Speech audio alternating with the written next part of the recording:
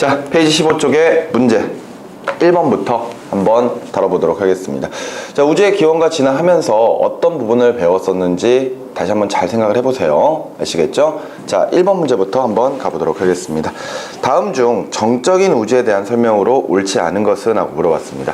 자, 우리는 우주에 관련된 내용을 배우면서 우주의 기원을 빅뱅 우주론이라고 이야기를 했었습니다. 그죠? 자, 우리가 지금까지 배웠던 빅뱅 우주론은 대폭발을 통해서 우주의 크기는 팽창을 하고 있고 질량은 일정하죠? 그죠? 따라서 우주의 밀도 자체가 감소를 하고 있고 그에 따라 온도도 역시 감소한다. 이렇게 설명하는 게 이제 빅뱅 우주론입니다. 그런데 이 빅뱅 우주론과 반대되는 우주론이 있는 거예요. 그 반대되는 우주론이 바로 정적인 우주론이거든요. 사실 우리가 쓰는 표현 중에서는 한자어가 굉장히 많기 때문에 이 한자어를 어느 정도 알고 있으면 쉽게 뜻을 좀 유추해 볼 수가 있습니다. 정적이다, 그러니까 굉장히 고요하다, 뭐 이런 뜻이 되는 거죠.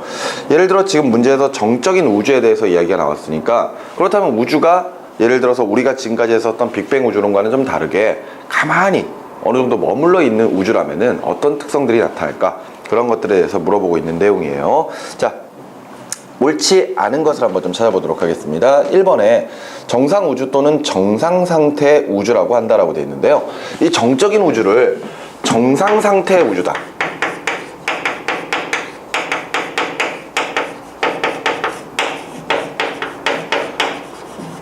이렇게 표현하는 건 맞습니다.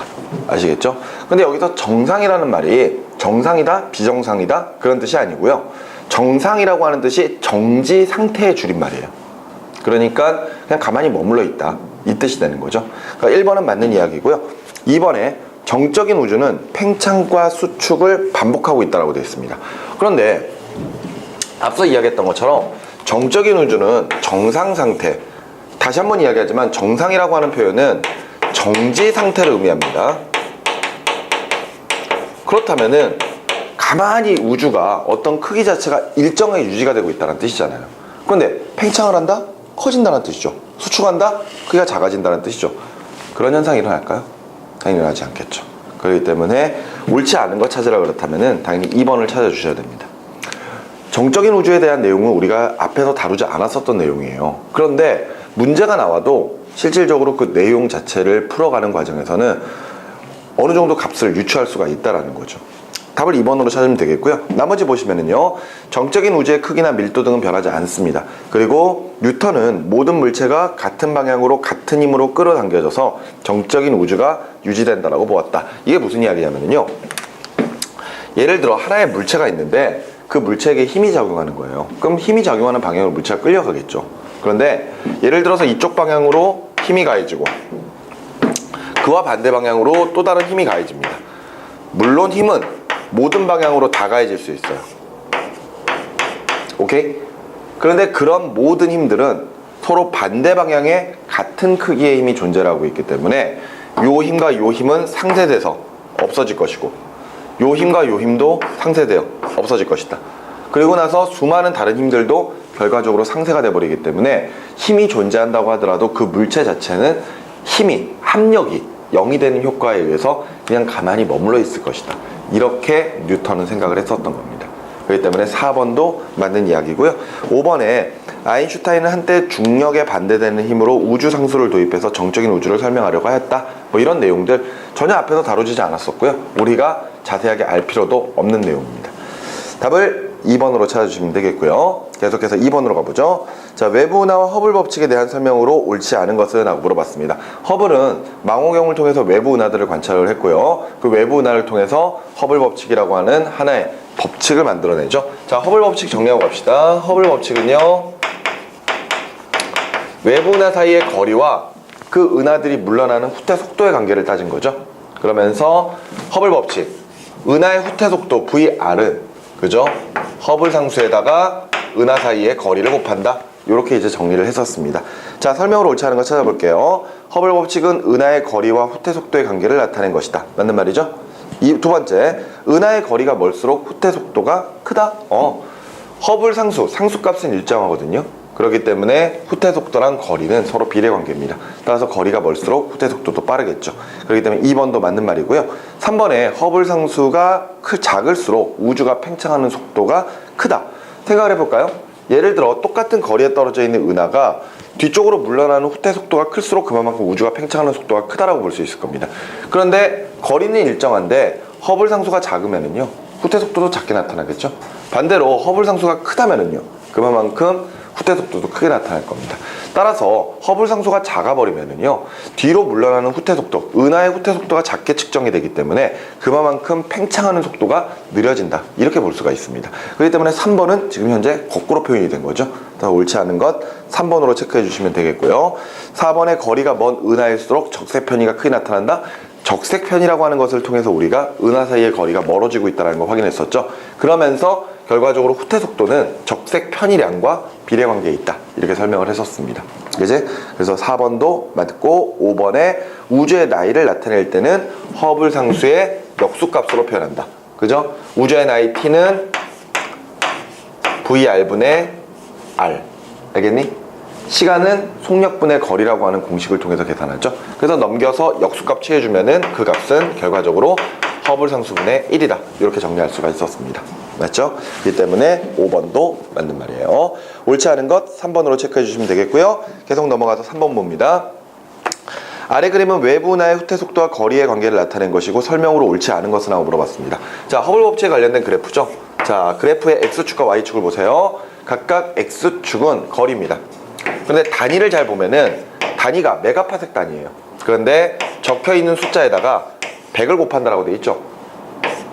그래서 단위는 메가파섹 이렇게 되어 있고요. 그 다음에 후퇴 속도가 Y축에 나와 있습니다. 그러면서 역시 단위 보시면은요, 킬로미터 퍼 세크예요. 그런데 이때 적혀있는 숫자에다가 얼마를 곱한다? 10의 4승을 곱한다. 그죠? 이렇게 지금 표현이 되어 있습니다. 그러면서 허블 법칙에 따라서 은하의 후퇴 속도는 거리의 비례관계죠. 이런 식으로 그래프가 나와 있는 겁니다. 그랬을 때 딱딱 떨어지는 지점들이 있고요. 그리고 여기에 나오지 않았지만 우리는 이 허블 법칙의 그래프에서 이 기울기가 의미하는 게 뭐다? 허블 상수다. 이런 것까지도 우리가 예전 시간에 다뤄봤었습니다. 자, 그렇다면 옳지 않은 거 찾아보도록 할게요. 위 그래프의 기울기는 허블 상수를 의미한다. 맞는 말이죠? 앞서 공식에서 허블 상수는 하고 정리하면은 R분의 VR이 될 거예요.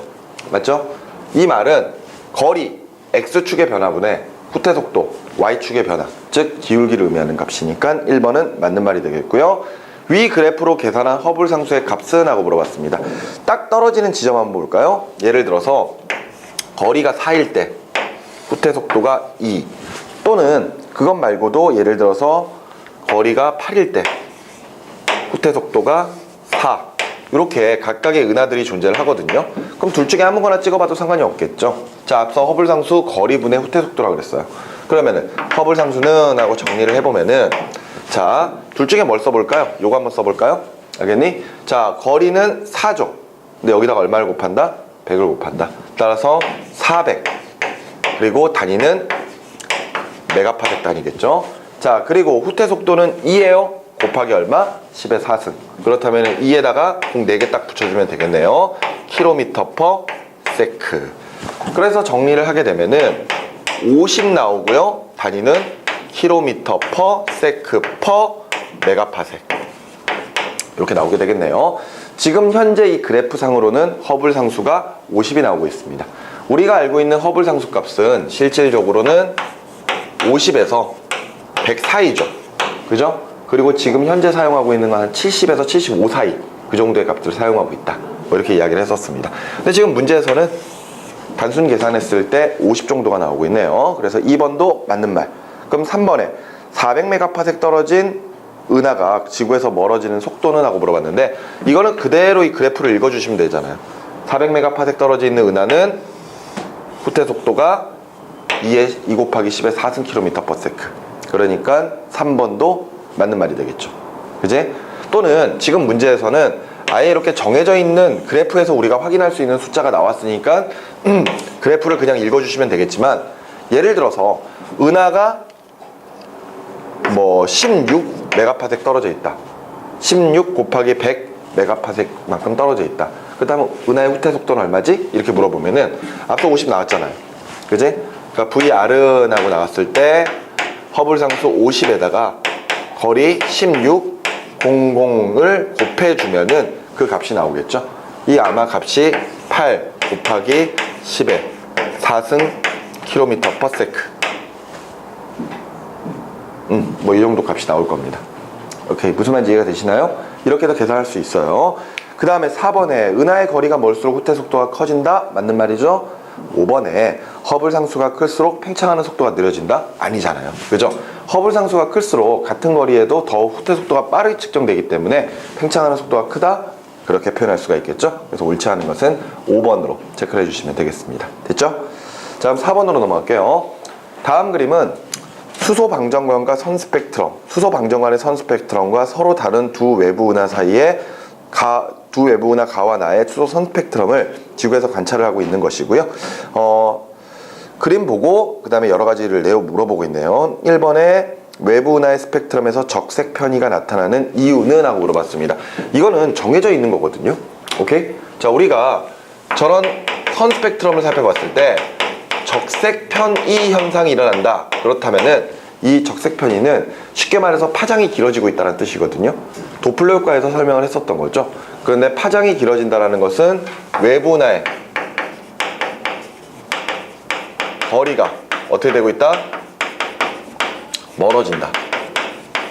그죠? 이렇게 정해져 있었습니다. 그렇기 때문에 1번에는요, 외부 은하 사이의 거리가 멀어지고 있다. 이렇게 정리해 주시면 되겠고요. 두 번째, 두 은하 중 지구에서 더 빨리 멀어지는 외부 은하는 어느 것인가 그랬습니다. 앞서 이야기했던 것처럼 후퇴 속도 VR은요, 그지? 거리에 비례해요.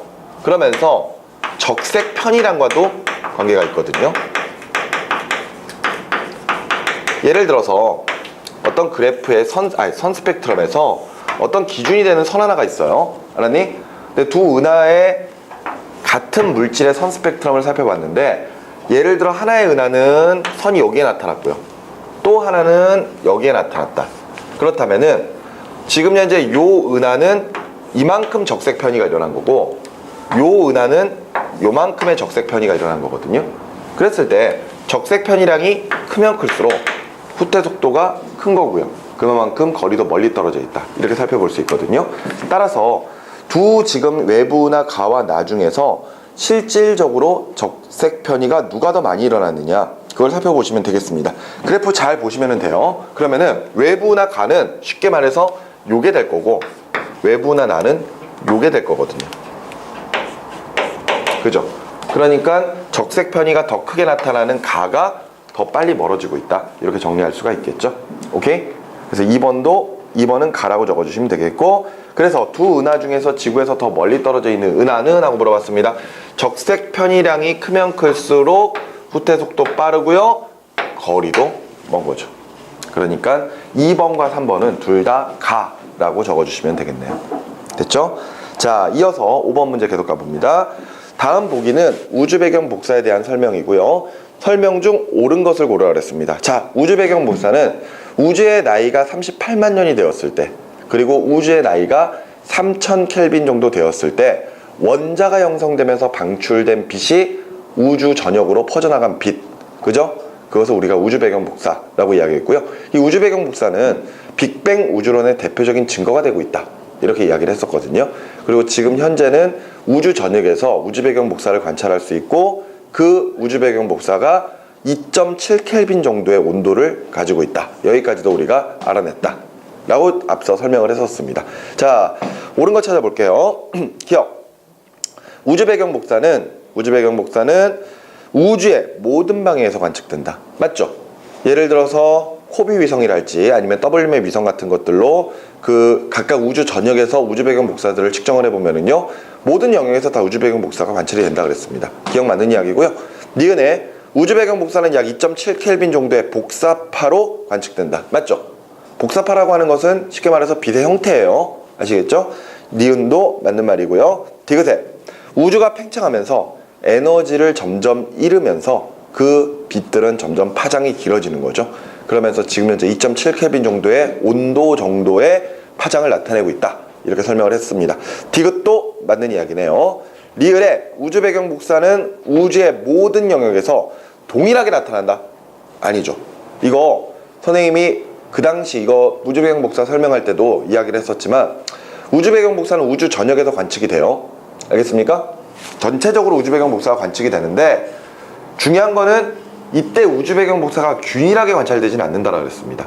그 말은 물질들이 모든 공간으로 퍼져나가긴 했었지만 균일하게 퍼져나가지는 않았다는 이야기고, 결과적으로 어느 장소에는 좀 더 물질들이 많이 모여있고 어떤 장소는 물질들이 조금 적게 모여있기 때문에 물질들이 많이 모여있는 장소, 즉 성간 물질들이 많이 모여있는 장소에서는 별이 형성될 수 있다. 이렇게 설명을 했었거든요. 따라서 리을은 틀린 말이죠. 옳은 것, 기억, 니은, 디귿 세 가지로 체크를 해주시면 되겠습니다.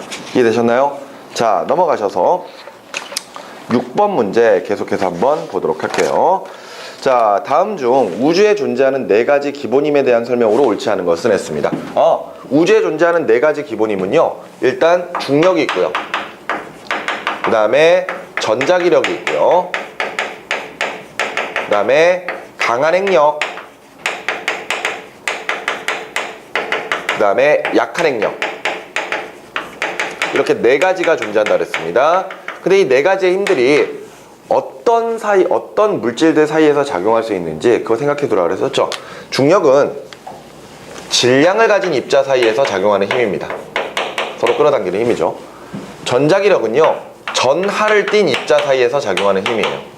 그러니까 전하라고 하는 건 플러스 마이너스 또는 N극 S극이라고 생각하시면 됩니다.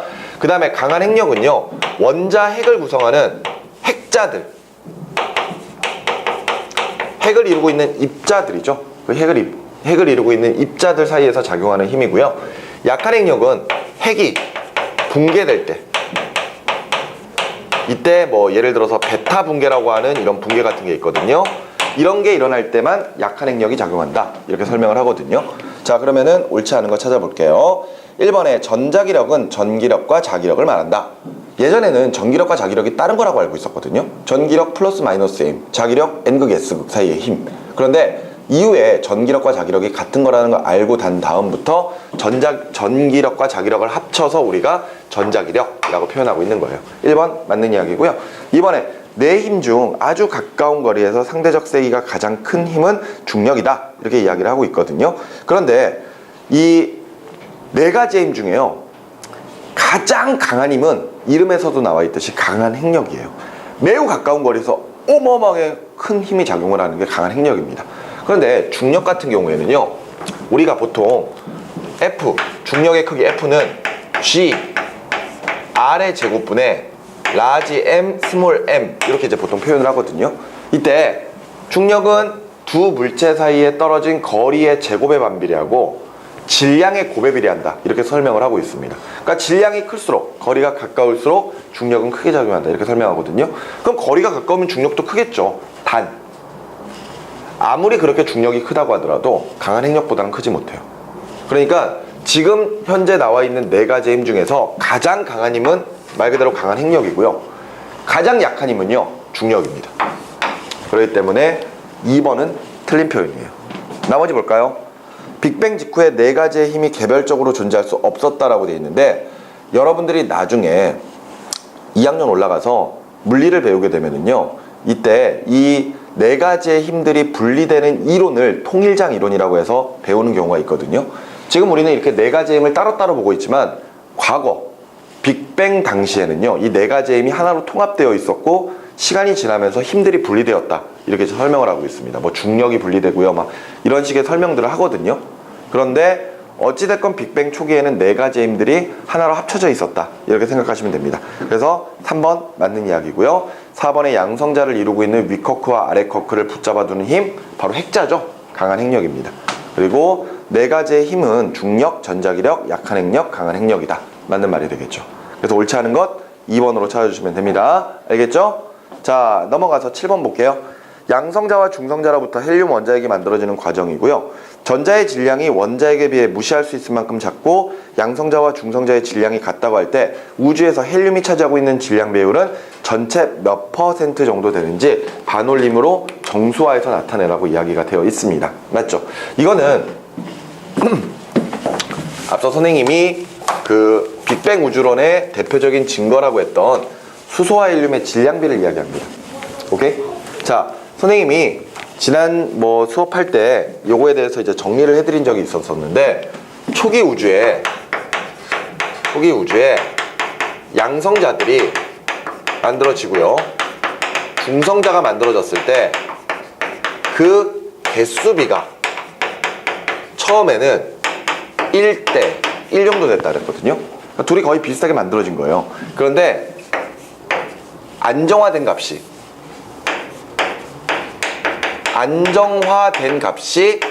한 7대 1 정도 된다라고 이야기했었죠. 7대 1. 그런데 교재에 따라서 7대 1이 아니라 예를 들어 8대 1이 나올 수도 있다라고 이야기를 했었습니다. 그런데 어찌됐건 7대 1이라면은 그렇게 만들어진 수소와 헬륨의 개수비는 각각 12대 1이 될 것이고, 따라서 질량비는 수소 대 헬륨이 3대 1을 나타낼 걸 이라고 이야기를 했었습니다. 맞죠? 그러면서 요거 잘 알아두라 그랬었죠. 요거 되게 중요하다고. 요거 잘 이해 안 되시면은요, 그 전에 우리 수업했었던 동영상 강의를 다시 한번 좀 참조를 하세요. 자, 어찌됐건 이렇게 되는 건데, 지금 현재 문제를 보니까요, 우리가 했었던 7대 1이 아니라 8대 1로 가지고 문제가 나와 있거든요. 그러면 요거 따졌던 방법대로 그대로 가보도록 하겠습니다. 요거 두 배로 뻥튀기 하면은 16대 2거든요. 맞죠?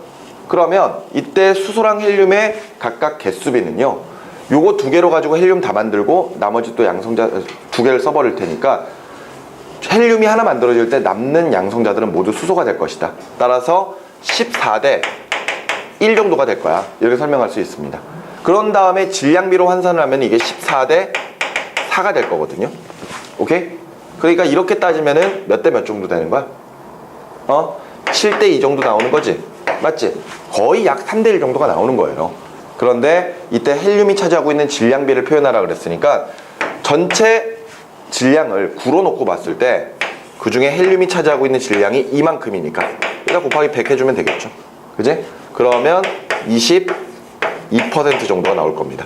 우리가 3대 1로 보고 있다면은요, 전체 4분의 헬륨은 1이니까 곱하기 100 해보면은 25% 정도가 나올 거예요. 그죠? 그런데 이렇게 풀어버리면은 문제는 22%가 되겠죠. 오케이? 이거 이해되시나요? 근데 중요한 건 아니에요. 정말 중요한 거는 우주 공간에서의 수소와 헬륨의 질량비가 몇 대 몇이다? 3대 1 정도 된다. 요게 가장 중요한 포인트입니다. 알겠죠? 그래서 7번에는 22% 이렇게 이제 적어두시면 되겠고요. 자, 8번으로 넘어가겠습니다. 빅뱅 이후 물질들이 결합해 원자가 만들어지는 과정에 대한 설명으로 옳지 않은 것. 자, 큰 시대 흐름을 연속적으로 좀 알아두라 그랬어요. 따로따로 하려고 하지 말고 연속적인 흐름을 쭉 기억하라 그랬습니다. 빅뱅 직후 물질의 기본 입자인 쿼크들의 결합으로 양성자와 중성자가 만들어졌다. 맞는 말이죠? 그 다음에 2번에 우주의 온도가 약 3000켈빈일 때 우주의 나이가 한 38만 년쯤 됐을 때군요. 그때 우주로 퍼져나간 빛이 현재 우주 배경 복사로 관측되었다. 맞는 말이죠. 그때 당시에 퍼져나간 빛들이 지금 현재 관측되는 우주 배경 복사. 3번에 원자핵과 전자가 결합하여 원자가 만들어지면서 빛이 물질에 방해 없이 움직이게 됐고, 이 시기가 앞서 이야기했던 38만 년대, 그래서 우주가 투명한 우주로 바뀌었다. 이렇게 설명을 해드렸었습니다. 3번도 맞고요. 4번에 원자가 형성되면서 물질에서 빠져나온 빛이 우주 배경 복사를 이뤘다. 이것도 맞는 말이네요. 5번에 빅뱅 핵 합성으로 헬륨보다 무거운 원소가 생성되었다. 맞습니까? 아니죠. 우주 공간에서 만들어질 수 있었던 원소는요, 수소와 헬륨까지밖에 없었다 그랬습니다. 그 이후로는 우주의 온도가 계속 낮아지고 더 이상 이 무거운 원소가 만들어질 수 있는 핵융합 반응이 일어날 수 있는 조건이 아니었기 때문에 불가능했지만 나중에 별 내부에서 만들어질 수 있었었죠. 그러니까 옳지 않은 것은 5번. 자, 9번 계속 가보겠습니다. 다음 그림은 슬론 탐사가 밝힌 우주 거대 구조를 나타낸 것이고요. 역시 설명으로 옳은 것 찾아보라 그랬습니다. 뭐 자세한 건 이거 뭐 자세하게 알 필요는 없습니다. 자, 내용 볼게요. 은하들이 많이 분포하여 긴 끈처럼 보이는 지역을 거대 공동이라고 한다. 이때 선으로 보이는 부분을 거대 공동이라고 부르는 거 맞아요. 그 다음에 2번에 은하들이 적게 분포해서 빈 공간처럼 보이는 것을 거대 가락이라고 한다. 이것도 맞는 표현입니다. 그러니까 많이 모여있으면 공동, 그 다음에 적게 모여있으면 가락, 이렇게 표현하기도 해요. 3번에 우주 거대 구조에서 은하들의 분포는 균일하다 그랬는데, 지금 현재 보고 있는 우주 거대 구조는요, 뭐 물론 은하들이 좀 많이 모여있는 장소도 있고 그렇지 않은 장소들도 있거든요. 그런데 어찌됐건 분포 자체는 거의 이제 균일하게 나타납니다. 아니죠. 가만히 있어봐. 이거 1번과 2번이 반대가 됐구나. 1번에 긴 끈처럼 보이는 게 가락이에요. 알았어? 그리고 2번에 비어있는 부분이 공동입니다. 두 개가 바뀌었네요. 1번과 2번이. 오케이? 그 다음에 3번에 은하들의 분포가 균일하다 그랬는데 앞서 봤던 것처럼 긴 끈처럼 보이는 부분이 있고 그렇지 않은 부분들이 있잖아요. 그 말은 은하들이 어느 장소에는 좀 많이 모여있지만 어느 장소에는 좀 적게 모여있다는 뜻이 되겠죠. 그렇기 때문에 균일하다고 볼 수가 없을 겁니다. 그래서 3번도 틀린 말이죠. 불균일합니다. 알겠죠? 4번에 우주에서 물질의 분포는 시간이 지날수록 더 불균등해진다. 맞는 표현입니다. 이게 점점 별들이 만들어지면서 더 많이 만들어지는 장소가 있고 그렇지 않은 장소가 계속해서 생길 거거든요. 그러다 보니까 은하들이 모이는 장소들도 많이 모이는 장소와 덜 모이는 장소가 더욱더 불균일하게 형성이 될 겁니다. 4번이 맞는 표현이고요. 5번에 초기 우주에서 물질 분포가 완벽하게 균일했다면 지금 현재 은하들도 균일하게 나타날 텐데 그렇지 않은 거죠. 그래서 옳은 것 고르는 거니까 4번으로 체크해 주시면 됩니다. 됐죠? 오케이. 10번으로 넘어갑니다. 우리 은하에 대한 설명으로 옳은 것 찾아볼게요. 우리 은하 불규칙을 한가요? 아니에요. 나선 은하 중에서도 막대 나선 은하죠. 1번 틀렸고요. 2번 태양계는 우리 은하의 중심에서 약 3만 광년 떨어진 헤일로에 위치하고 있다? 아니에요. 은하에게서 3만 광년 떨어진 건 맞지만 헤일로가 아니라 나선팔이죠. 2번도 틀렸고요. 3번에 우리 은하는 회전하지 않고 모양을 유지하고 있다? 이 나선 은하가 모양이 이렇게 되어 있는 이유가 이렇게 나선팔도 이렇게 쭉 나타날 거 아니에요. 이게 나선이 회전을 하고 있기 때문에 이런 모습을 나타내는 겁니다. 그러니까 막대 나선 은하는 가운데 이렇게 막대기가 이렇게 딱 들어가 있는 거지. 오케이? 이게 회전하면서 은하들이 모여요. 그러다 보니까 시간이 더 지나면은 구의 형태로 바뀌어 나가기 시작을 하는 겁니다. 알겠죠? 그래서 3번 틀렸고요. 4번에 구상성단은 주로 은하의 원반에 존재한다? 원반이 어딘데? 옆에서 바라보면은 이렇게 그림 그렸을 때 요게 원반이란 말이야. 근데 구상성단 주로 어디에 모여있다? 은하핵 또는 바깥쪽 헤일로. 그죠? 원반에는 나선팔에는 상계성단들이 많이 위치하고 있습니다. 그죠? 그렇기 때문에 4번 틀린 말이 되겠고요. 5번에 중앙 팽대부에는 초거대 블랙홀이 있다 그랬거든요. 너 블랙홀이라고 하는 용어 언제 들었지? 블랙홀이라고 하는 용어? 우리 앞에 수업 시간에 나온 적 있어요. 블랙홀이 언제 나왔었습니까? 별의 일생 과정 중에 나왔었죠. 별이 마지막 소멸 단계에서 질량이 매우 큰 별의 마지막 모습이 블랙홀이라고 그랬거든요. 그러니까 결과적으로 나이가 많은 별들에서 나중에 블랙홀이 만들어질 수가 있단 말이죠. 근데 중앙부에 구상성단들이 많이 모여있다? 구상성단 늙은 별이잖아요. 그러니까 그만큼 중앙에는 그렇게 일생을 마감한 별들이 많을 거거든요.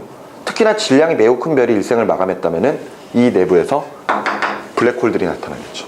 그래서 옳은 것은 5번으로 체크해 주시면 됩니다. 됐나요? 자, 넘어가셔서 11번으로 가보도록 하죠.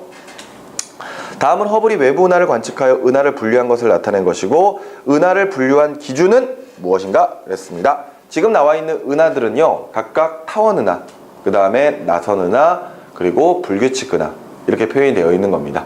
그랬을 때 허블은 당시에 은하를 구별할 때요 은하의 모양에 따라 타원 은하, 그 다음에 불규칙 은하, 나선 은하 이렇게 구별을 했겠죠. 그래서 조금 더 섬세하게 나선팔에 휘감겨져 있는 정도에 따라서 이제 각각 또 구별을 하기도 합니다. 답을 4번으로 체크해 주시면 되겠고요. 12번 계속 넘어갑니다. 타원 은하와 나선 은하에 대한 설명으로 옳지 않은 것 하고 물어봤네요. 나선 은하는 나선팔을 가진다. 맞는 말이죠 뭐. 그지? 이런 식의 나선팔들을 쭉 가지고 있죠. 그 다음에 2번에 타원 은하는 붉은색을 띈다 그랬거든요. 자, 우리가 지금 보고 있는 이 은하들의 나이를 생각을 해보면요, 불규칙 은하가 나이가 제일 어리고요, 나선 은하, 타원 은하라고 할수록 점점 나이가 많아진다 그랬거든요. 나이 많아지면은 온도가 낮아지겠죠. 그러다 보니까 구상성단이나 상계성단에서도 그랬지만 은하도 나이가 적은 불규칙 은하 같은 경우에는 굉장히 젊은 별들이 많이 모여 있어서 온도가 매우 높거든요. 그래서 거의 푸른색 계열로 보입니다. 하지만 타원 은하 같은 경우에는 나이가 많은 별들이 대부분 많이 모여 있기 때문에 그만큼 온도가 낮아서 붉은색 계열로 보여요. 그래서 2번 맞는 표현이고요. 3번에 나선 은하는 다량의 저온 기체들을 포함하고 있다. 이게 무슨 이야기냐면요, 나선 은하의 나선8 있죠. 요 나선8에 앞서 별들이 많이 별들이 생성될 수 있다 그랬고요. 이 별들이 생성되는 이유가 여기에 뭐가 많이 모여 있다? 성간 물질들이 많이 모여 있다라고 했거든요. 근데 그 성간 물질 같은 것들이 기체 형태로 존재할 거란 말이야. 우주 공간 굉장히 차가워요. 그렇기 때문에 성간 물질들이 기체로 있다면 그 기체의 온도도 굉장히 낮겠죠. 그래서 3번 저온의 기체, 이 표현이 성간 물질을 이야기한다. 그래서 3번도 맞는 표현입니다. 4번에 타원 은하에는 주로 오래된 별이 분포하고 있다. 맞아요. 그지? 5번에 타원 은하는 헤일로, 원반, 중앙 팽대부로 구성된다. 틀렸죠. 그러니까 이 타원 은하는 말 그대로 동그랗게 생긴 은하거든요. 구야 구. 근데 여기에 있는 헤일로, 원반, 중앙 팽대부는 요게 중앙 팽대부, 우리가 은하 핵이라고 부르는 부분, 그리고 요게 원반, 나선 8, 그다음에 바깥쪽 헤일로, 이거는 나선 은하에 대한 설명이죠. 옳지 않은 것 5번으로 찾아주시면 됩니다. 됐나요? 자, 이어서 13번으로 넘어갑니다. 다음 보기는 태양과 같은 별의 에너지원에 대한 설명이고 옳은 것을 고르라 했습니다. 자, 별의 일생 중에서 가장 오랜 시기를 차지하는 게 바로 이 주계열성이라고 했죠. 태양은 지금 현재 주계열성 단계에 머물러 있다고 했거든요. 그러면은 주계열성은 다른 단계들에 비해서 어떤 차이가 있느냐? 주계열성은 별 내부에서 수소, 핵, 융합 반응을 할 수 있는 그런 상태를 주계열성이라고 하죠. 맞지? 보통 일반적으로 원자번호 1번 수소가 원자번호 2번 헬륨으로 바뀌는 과정. 이때 일반적으로 4개의 수소가 하나의 헬륨으로 바뀌면서 에너지를 방출한다, 이렇게 표현을 합니다. 이 에너지가 결과적으로 빛과 열의 형태로 방출이 될 거예요. 이게 주계열성입니다. 그러면서 주계열성은 크기 자체가 거의 일정하게 유지가 되는 별, 이렇게 설명을 했거든요. 자, 옳은 거 찾아볼게요. 별의 표면에서 수소핵 융합 반응이 일어난다. 수소핵 융합 반응만 본다면은 맞는 표현인가? 이렇게 할 수 있겠죠. 하지만 요 수소핵 융합 반응은 별 내부에서 일어나는 현상입니다. 그 별 내부가 가장 온도와 압력이 높기 때문에 일어날 수가 있거든요. 기억은 틀린 표현이 되겠고요. 계속 이어서 니은, 수소가 반응하여 헬륨이 되는 수소핵 융합 반응 과정에서 질량이 손실되면서 에너지가 발생한다. 이 에너지가 발생하는 이유가 수소가 헬륨으로 바뀌면서 에너지가 좀 줄어들기 때문이거든요. 질량 자체, 에너지가 좀 줄어들기 때문이거든요. 에너지가 줄어드는 만큼 방출해 주는 거예요. 근데 이것을 아인슈타인이 에너지는 그 물질의 질량에다가 광속의 제곱을 곱해서 계산한다, 이러면서 질량 에너지 등가의 법칙이라고 하는 걸 이야기했습니다. 이때 이해하기 조금 어려울 수 있지만 에너지랑 질량은 서로 비례한다, 이거거든요. 질량이 클수록 에너지가 큰 거고 질량이 작을수록 에너지가 작은 거야, 이렇게 설명했단 말이에요. 수소 하나는 헬륨 하나보다는 훨씬 가볍습니다. 근데 수소 4개의 총 질량과 헬륨 하나의 총 질량을 비교해 보면은 얘가 조금 더 무겁다라는 거예요. 조금 더 무겁다? 그만큼 에너지가 좀 더 크다라는 거지. 근데 헬륨으로 바뀌면서 질량이 좀 줄어든다, 에너지가 조금 줄어든다, 그 에너지 조금 줄어드는 것은 외부로 방출된다, 이렇게 설명할 수가 있는 겁니다. 그래서 니은 맞는 말이 되겠고요. 디귿의 원시별은 중력 수축에 의해 온도가 상승하면서 수소핵 융합 반응을 시작한다. 주계열성 전 단계가 원시별이죠. 맞죠? 이때 원시별은요, 원시별은 중력 수축 에너지에 의해서 내부는, 그러니까 에너지의 2분의 1이 내부의 온도를 높이는 데 사용하죠. 그리고 나머지 2분의 1은 외부로 방출한다 그랬거든요. 이러면서 온도가 슬슬 높아졌을 때 수소액 융합 반응이 시작되면 그때부터를 주계열성이라고 표현하는 거죠. 디귿 맞는 표현입니다. 따라서 옳은 것 니은과 디귿 5번으로 체크하시면 되겠죠. 계속 이어서 14번으로 갑니다. 수소액 융합 반응 나타낸 것이고 설명으로 옳지 않은 것. 선생님이 좀 전에 써놨던 요거 지금 보고 있네요. 4개의 수소 원자가 하나의 헬륨으로 바뀔 거예요.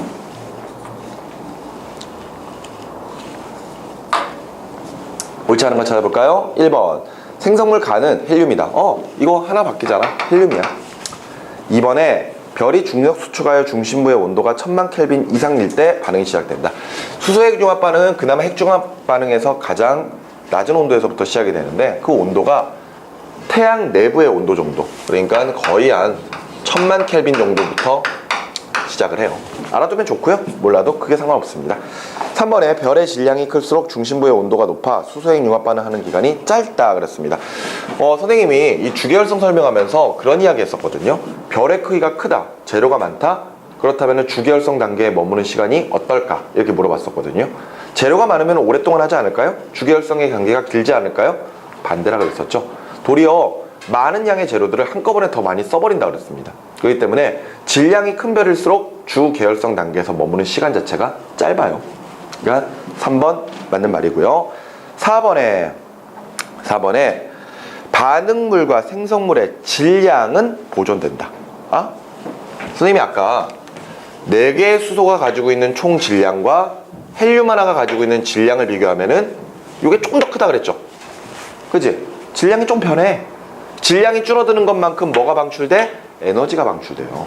그렇기 때문에 질량은 보존되지 않습니다. 4번 틀린 표현이네요. 5번에 수소액 융합 반응을 마치고 나면은요, 이제 그 이후로는 적색거성이나 초거성 단계로 들어가게 될 것이고요. 그때는 내부의 온도는 더 높아지기 때문에 헬륨이 다시 그 다음 탄소 같은 것으로 바뀌는 헬륨액 융합 반응 같은 거 일어나게 되고 최종적으로 어디까지? 철까지 형성될 수 있다. 이렇게 설명을 해드렸었을 겁니다. 옳지 않은 것 4번이에요. 됐나요? 자, 15번 볼까요? 15번은요. 자, 태양과 같이 수소액 융합 반응을 하는 별의 크기가 일정하게 유지되는 힘이 무엇인지 보기에 주어진 용어들을 참고하여 설명하라고 했습니다. 지금 이 용어들이 다 들어가면 되거든요. 자, 그런데 이거는 뭐 적는 거는 별로 어렵진 적는 거는 뭐 여러분들이 적으시면 되겠고, 개념 자체가 이렇습니다. 원시별은 중력 수축 에너지만 작용하고 있기 때문에 이 별들이 내부로 끌려 들어가요. 물질들이. 그러다 보니까 계속해서 얘네들은 크기가 감소를 하게 되거든요. 무슨 말인지 이해가 되니? 이게 원시별이야. 그런데 주계열성 단계로 들어가도 당연히 중력 수축 에너지는 작용을 해요. 안쪽으로 끌어당겨질 거야. 그런데 이때 중심부에서 무슨 반응이 일어난다 그랬죠? 중심부에서 수소액 융합 반응. 수소가 헬륨으로 바뀔 거거든요. 그러면서 발생하는 막대한 양의 에너지가 외부로 방출이 됩니다. 오케이? 그랬을 때 수축하려고 하는 힘과 팽창하려고 하는 힘이 서로 균형을 잃어버리기 때문에 바로 크기가 일정하게 유지가 되는 거죠. 뭐 거기에 나와 있는 거 기체 압력, 중력 수축하려고 하는 힘, 수소액 융합 반응, 별 내부의 온도, 뭐 다 여러분들이 잘 정리하시면은 충분히 쓸 수 있을 거라고 생각합니다. 별의 중심부에서 수소액 융합 반응이 일어나게 되면은요, 별 내부의 온도가 올라가기 때문에 내부에 있는 기체의 압력이 커져서 외부로 팽창하려고 합니다. 그러면서 중력 수축하여서 작아지려고 하는 힘과 평형을 이루기 때문에 크기가 일정하게 유지된다. 뭐 이런 식으로 표현해 주시면 되겠습니다. 됐죠? 자, 16번으로 계속 갈게요. 다음 중 별의 진화 과정에 대한 설명으로 옳은 것만 골라보도록 하겠습니다. 별의 중심부에서 수소액 융합 반응이 끝나면 별의 중심부가 급격히 팽창하면서 적색 거성이 만들어진다 그랬었거든요. 그런데 분명히 수소액 융합 반응이 끝나면, 주계열성 단계가 끝나면 적색 거성이나 초고성 단계로 들어가요. 팽창합니다. 맞죠? 근데 그게 별의 중심부가 팽창하는 거예요? 아니지. 표면이 팽창하는 거야. 알았어? 중심부는 계속해서 중력 수축 에너지를 받습니다. 그래서 중심부는 계속해서 크기가 작아져요. 핵이 더 작아집니다. 그런데 외부가 팽창할 뿐이에요. 오케이? 얼핏 읽으면 맞는 것처럼 보이지만 자세히 읽어보면 틀립니다. 1번 틀린 말이고요. 2번에 적색 거성 단계에서 헬륨의 연소가 일어난다 그랬는데, 헬륨의 연소가 일어난다는 게 쉽게 말해서 이제 헬륨이 다음 더 무거운 원소인 탄소 같은 것들로 바뀌는 헬륨 핵융합 반응을 설명하고 있는 겁니다. 이거는 교재 내용을 조금 바꿀게요. 그러니까 헬륨의 연소가 일어난다라는 표현보다는 헬륨의 핵융합 반응이 일어난다, 이렇게 표현하는 게 더 좋을 겁니다. 이해됐습니까? 3번에 별들이 수소핵 융합 반응으로 만든 헬륨의 양은 빅뱅 초기에 만들어진 헬륨보다 더 많다? 아유, 그렇진 않습니다. 우주 공간에 있는 헬륨이 훨씬 더 많아요. 아무리 별 내부에서 헬륨 만들어진다고 하더라도 일부입니다. 일부. 알았지? 그리고 4번에 질량이 작은 별들은 최후에 수축하여 블랙홀이 된다? 블랙홀이 되기 위해서는요, 태양 질량의 30배 이상 되는 별들의 마지막 단계가 블랙홀이거든요. 질량이 작은 별들은 백색 외성 단계로 끝나버립니다. 질량이 큰 별 내부에서는 철의 연소가 일어난다? 철의 연소가 일어난다? 철의 연소 일어난다. 아까 우리 헬륨의 연소 일어난다. 헬륨 핵융합 반응이라고 그랬지? 그러면 철의 연소가 일어난다면 철이 또 핵융합 반응을 일으키는 거거든요. 그런데 선생님이 분명히 별 내부에서 만들어질 수 있는 가장 무거운 원소는 어디까지? 철까지라고 그랬습니다. 철 이상의 무거운 원소들은 별 내부에서 안 만들어져요. 그러니까 철의 핵융합 반응은 일어나지 않겠죠. 그러니까 5번 틀린 말이 되는 겁니다. 무슨 말인지 되시죠? 연소라고 하는 표현 말고 핵융합 반응이라는 표현으로 바꿔서 생각하시기 바랍니다. 알겠습니까? 대신에 철보다 무거운 원소, 금이나 우라늄 같은 거 초신성 폭발할 때 만들어질 수 있죠. 오케이? 답을 2번으로 찾아주시면 되고요. 자, 뒤로 넘어가서 17번 문제로 갑니다. 다음 그린 가와 나는 수소 분자와 질소 분자의 공유 결합을 나타낸 것이고, 설명으로 옳은 것만 골라보도록 하겠습니다. 공유 결합이네요. 지금 현재 수소 같은 경우에는요, 각각 전자가 하나씩밖에 없어요. 하나. 그러니까 야, 우리 함께 써. 함께 쓰죠. 그래서 수소는 두 원자 사이에 한 번 결합이 일어나는 단일 결합을 한다, 이렇게 표현할 수 있습니다. 근데 질소는 어때요? 질소는 바깥쪽만 그립시다. 바깥쪽만 그릴게요. 하나, 둘, 셋, 넷, 다섯.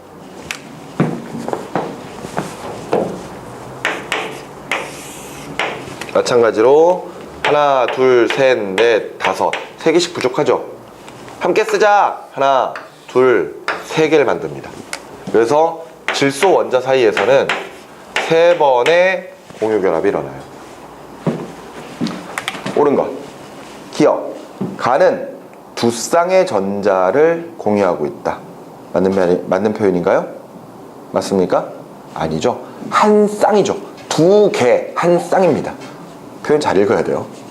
니은에. 그러니까 이렇게 장난치는 거야, 자꾸. 니은에. 가는 나보다 분자의 결합이 강하다. 생각해 볼까요? 가는 수소 한 번 결합되어 있습니다.